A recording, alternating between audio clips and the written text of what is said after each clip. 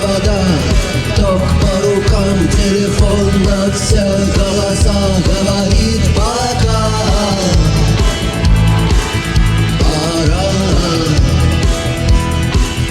И пальто на гвозде, шарф в рукаве и перчатки в карманах шепчут: подожди до утра.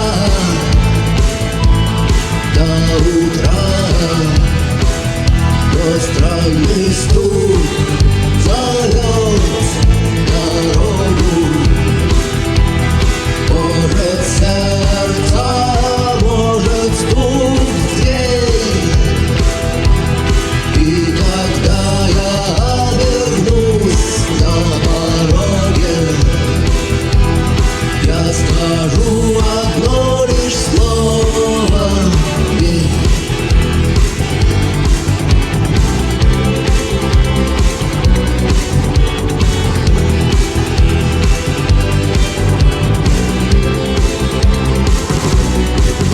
И опять к поездам, и опять проводник выдаст белье и чай.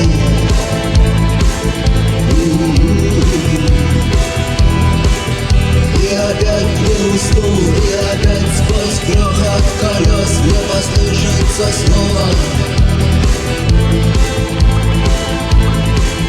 прощай.